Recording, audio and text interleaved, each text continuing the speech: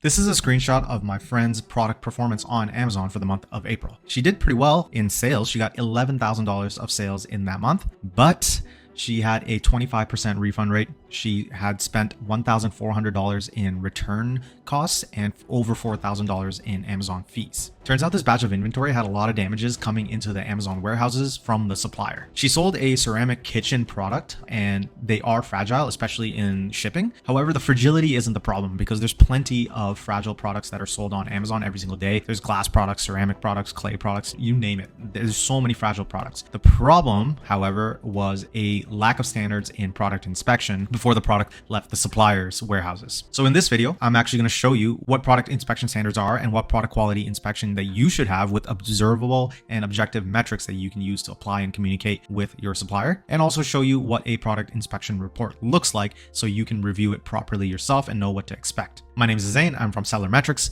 We spend $3 million every single month on our clients' Amazon PPC, and we scale them profitably from 6 to 7 figures or high 7 figures. We make sure that all our clients are taking the right steps to have the lowest refund rate, and I'm going to show you how we do that in this video. So to get a product inspection, you can actually ask your freight forwarder. The freight forwarder is the same company that would take your product from the supplier to the Amazon warehouses, but because they're a third party, they're the ones that you want doing the actual inspection. You obviously don't want the supplier to do their own inspection. You would want a third party. You want that objectivity involved so you get the best report on the product damages and there's no fudging of the data. So you can get various intensity of inspection. The industry standard is known as general inspection level 2. That's what most products are going to deal with and most products that you are selling. And one way, the cheaper way to do it is get a random sampling with acceptable quality limits, which I will go over, or you can get a full inspection. Full inspection is more costly, of course, but it's also far more thorough and you don't necessarily only need it unless you are in certain scenarios and certain products, which I will go over. So most of you will be doing the random sampling. It just makes more sense for the vast majority of products. And what it does is it takes a random sampling of the total amount. Now, based on the industry standards of general inspection level 2, the actual sampled amount is varying based on the units. For example, I bought 500 units. So out of 500 units, you're looking at about 50 units sampled. Out of 1,000 units, you're looking at 80 sampled. And out of like 10,000 units, you're looking 200 units sampled. In the sample that inspected, there are thresholds of how many defects are allowed. There are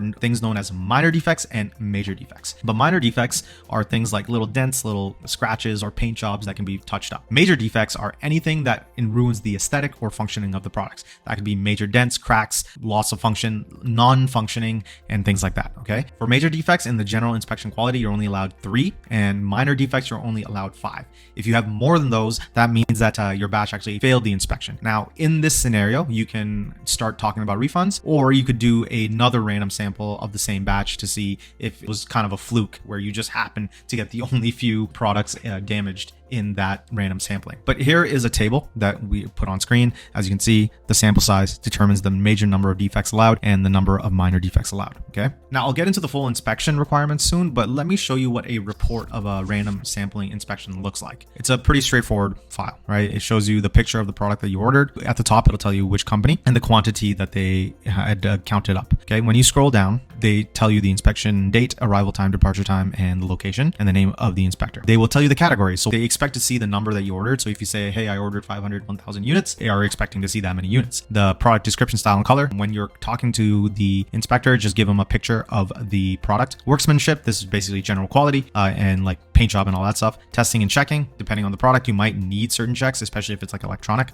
Data measurements, this is basically like size, weight, humidity, all that stuff. Packaging and the marking. So that's your branding, that they brand it properly. So notice how it says, does it conform in terms of quantity? I ordered 300 units. They say like, hey, there wasn't 300 units there. There was actually only 297, but that is actually to be expected. I told my supplier to send 3 pieces to me. Okay, then we scroll down and they just take a picture of the FBA logo and my name. So that was the quantity image. And they obviously have identified that every single unit was finished. So there are no missing quantities other than the ones that were sent to me. Next, we go on to product description, style, and color. So they show you a picture of the product as the description. This is what it's supposed to look like as per my actual product and any accessories that are attached. So in my case, it's the watch pillows. And they do close-up pictures. It's all very detailed. It's a very good inspection. Here is the workmanship after the general product information. So obviously, if found defects, right? It's found major defects and minor defects. Very few, only one major defect and 4 minor, right? The minor are easily fixable, and it tells you the sample size, which is 50, and the max allowed. These max allowed are determined the general inspection quality levels that I mentioned earlier in this video. So you're allowed 3 major and 5 minor. And then it tells you what the specific defects were, okay? So what the major was, okay, was a big dent, and the minor ones, which are poor painting or poor repair, which is like a tiny little crack or a small dent. And it even shows you pictures of where the problems were. As you can see, these are not big a deal. These are pretty easy to fix. But a major issue is like this guy right here. There was like a straight up chip off the corner of the product, which is no good. And I would have told the supplier to either replace that unit or give me a refund on that unit. And we scroll down, and then we have the testing. Now, depending on your product, the testing can be far more intense. Mine wasn't too crazy. I had a humidity test, which is really important for wooden products. You don't want them to be like, it can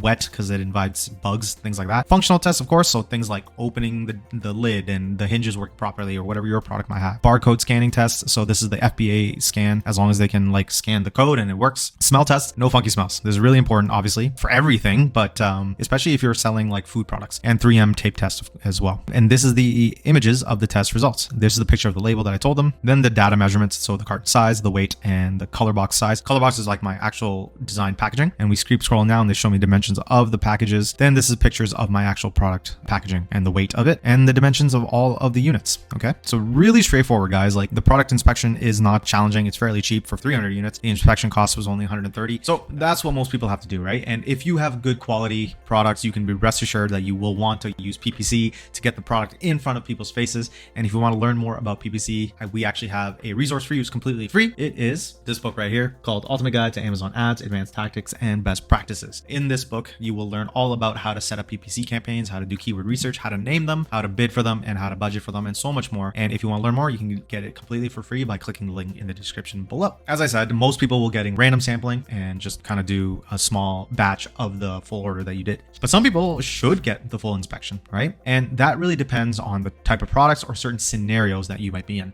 So the types of products that you should get full inspection for are things like medical products, baby products, electronic products, food products potentially, and including maybe it is a simple product, but it's a very high-end product. It's very expensive. Also consider a full inspection in scenarios, not necessarily product related, but for example, new factories. I know a lot of people are extending their product manufacturing from outside of China, which is very good at developing products, but to Vietnam or other places like Bangladesh for textiles, things like that, right? If you're using a brand new factory, do a full inspection because you just don't know, especially if the factory itself is new, they may not have all their processes established properly. So a full inspection could be very useful. You might also want to do a full inspection if the last batch inspected failed, because you never know.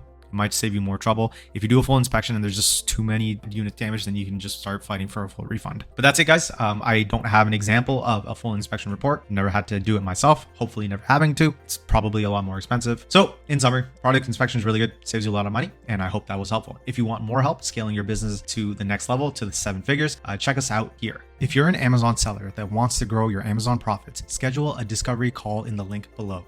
We are an Amazon agency that helps our clients grow their revenue and their profits and optimize their PPC. But until next time, guys, have a great day and happy selling.